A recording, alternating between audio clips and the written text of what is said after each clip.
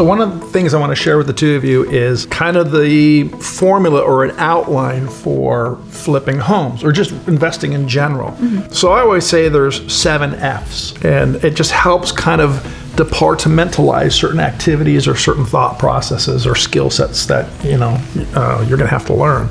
So the first F is finding deals. There's millions of homes out there, but we have to find the right home that's going to make financial sense for us. There's a whole series that we're going to talk about on how to find homes. So F1, find. Yeah, F1, find. Deal. F2 would be to figure the numbers out, because we have to figure out if it's a deal or not. So it's understanding what a number crunching. So we got to figure it out. And what does number crunching look like? Number crunching is trying to figure out the profitability of a property, if we're flipping it, or how much it'll rent for, those kind of things. The third thing would be to actually move forward with it. A lot of people will crunch numbers and they get excited about flipping homes and investing, but for some reason there's a foot always on the brake. They're afraid to move forward. So we have to move forward, like writing a contract, talking to a real estate agent, negotiating a deal. Once we have a deal, the next step would be figuring out the rehab, right? We have to know those numbers. How much does it cost to put a roof on a property? How much does it cost to renovate? And are we renovating because we're going to flip a property, which, we have to renovate it for top dollar? Or are we renovating it, to apartment grade, to rental grade, because maybe we want to keep it as a rental, in which case we don't really need the best appliances and anything that's overly fancy. Yeah. The next part would be financing it, because the money's got to come from somewhere. We're taking your tuition, this year's college tuition, and that is your down payment. The rest of the money to buy the place, you're going to have to borrow. Yeah, so get a loan. You're going to have to get a loan, but you can't go to a bank because this is fix and flip. So Bank of America, Wells Fargo, Chase Manhattan is going to do it. So you have to go to someone like Dad, who's a private money lender. Hi. But instead of coming through me, we'll actually go through my company. So I'm going to treat you the same as I would treat any other of my clients. Now you own the property. So the next thing is to fix it, right? You have to get in there and you have to rehab this place. And then when it's rehabbed, then when it's all finished, you have to either fill it with tenants, because maybe you want to keep the place, so you would fill it. Or maybe what you want to do is you want to flip it so that you're going to sell the property. So maybe you have to stage the property, talking to real estate agents on how to get rid of the thing. And then the very, very last one is last F. Focus. Fine tune. Fine tune. Hold on, we'll do that again. You have 8 F's at this point. Yeah, that's way too many. Got it. So then the last F, the 7th F. But now you're at 8 F's. So I guess I'm at 8 F's, huh? Ignore everything he said. There's 8, not 7. There's 8 F's. So the eighth F is to fine tune, because what we want to do is see what works, what doesn't work, and then adjust our skills, adjust our knowledge, adjust our game plan a little bit so that we can rinse and repeat. So I guess there's not 7 F's. There are officially now 8 F's of the process. I'm just going to dive into the first F. Finding deals. When I talk to investors who come to my company to borrow money, the number one problem every investor has, and it doesn't matter if they're brand new like you two or if they're very savvy, the number one problem is finding deals. People struggle with that. And a lot of people go to seminars and workshops and they spend tens of thousands of dollars, and then they try it for 30, 60 days and they give up because they realize that finding deals is not easy. And when you say finding deals, do you mean finding like a deal on a property or just finding properties to work with? That's a great question, Rock. You really don't find deals, you make deals.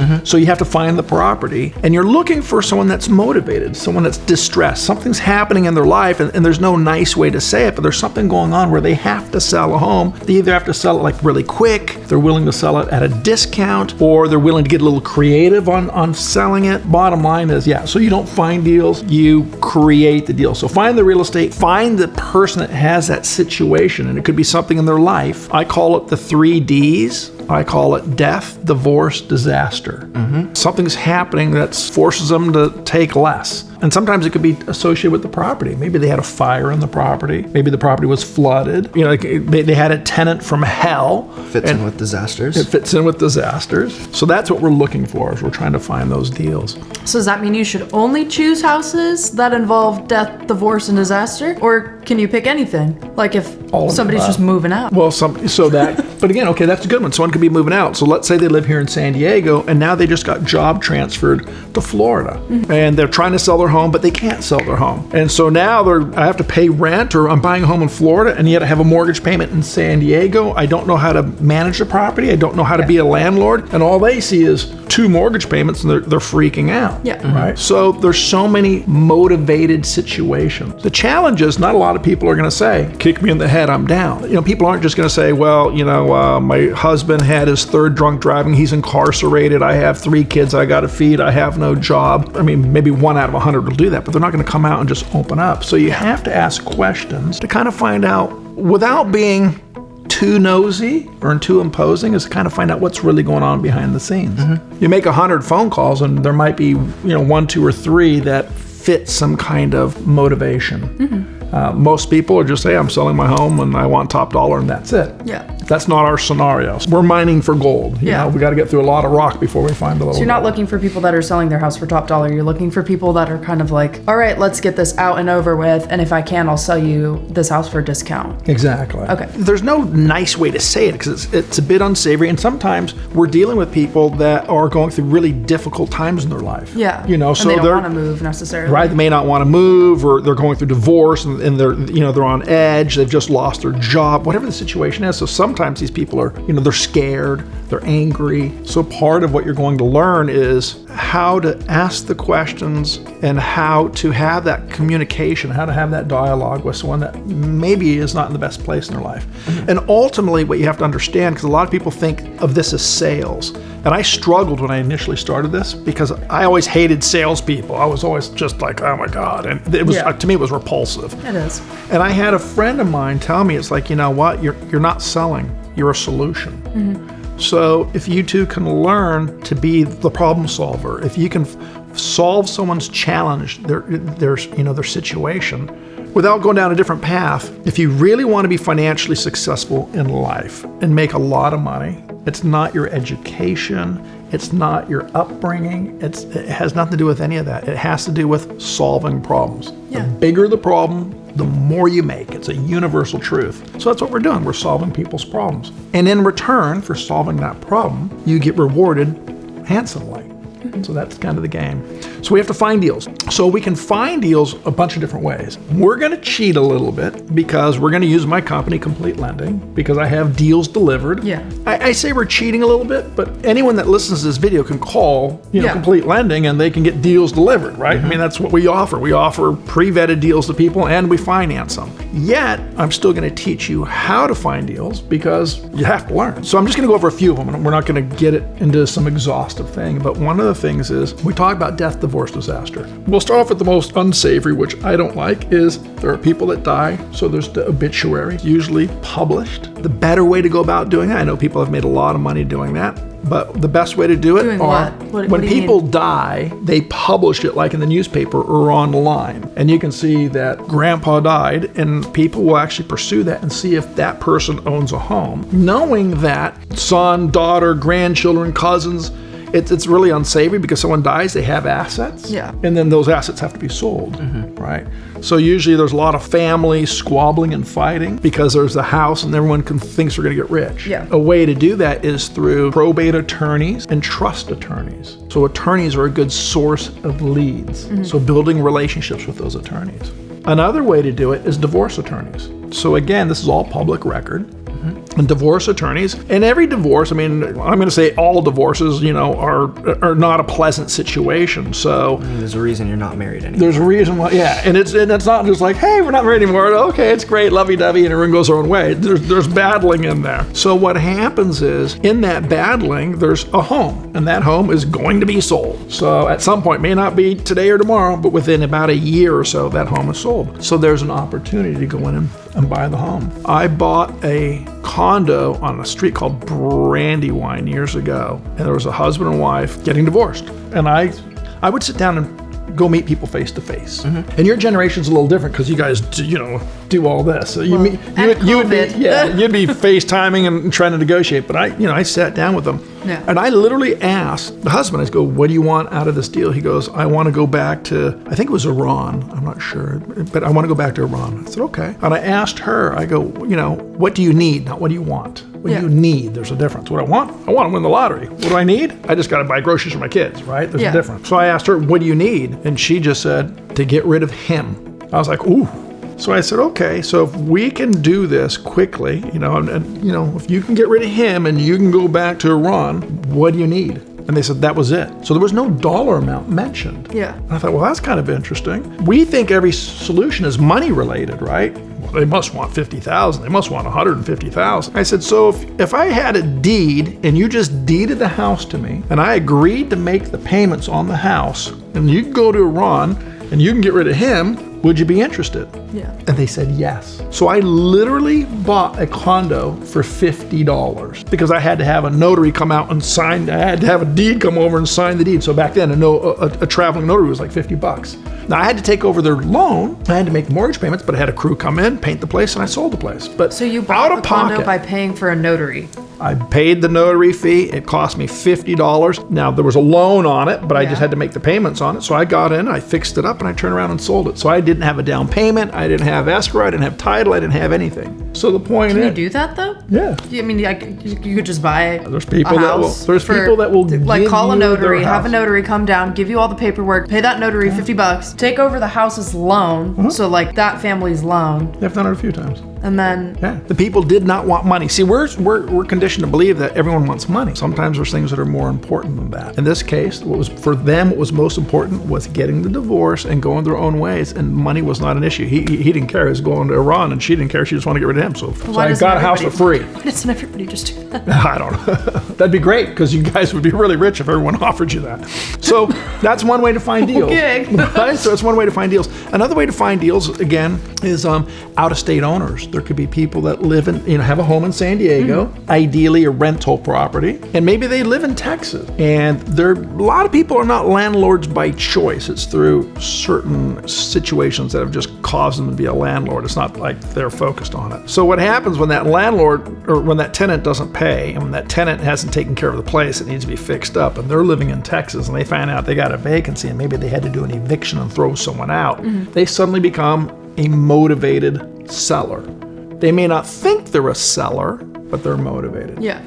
So what happens, there's ways to find that information. So part of finding these properties is you can find properties that are in foreclosure. You can find people that are in bankruptcy. You can find people that are behind in their payment. They're not technically like forbearance right now. They're not technically in foreclosure. It's all public record. You can find people that are behind on their payments online? All public record. Everything's on public record. It's amazing what's on public record. So really what's interesting is I'm a little old school. I kind of do it the old-fashioned way. You could do direct mail pieces because no one mails anyone anymore. So what you could do is you could write a letter. If someone's behind in payments, you could send them a marketing piece that's, has their name in it, their address in it, the whole 9 yards. You could also, there's different services nowadays that will go out and find motivated sellers, and they'll just give you the leads, and you can call them, you can email them, you can send them a piece of mail. Yeah. Because your generation, social media, so you could start creating websites that say this is what we do. We buy homes quickly, all cash. You can run ads. You could run ads in Craigslist. You could run ads on different investment posts, like on Facebook groups. Like we would be running an ad that's saying like, oh,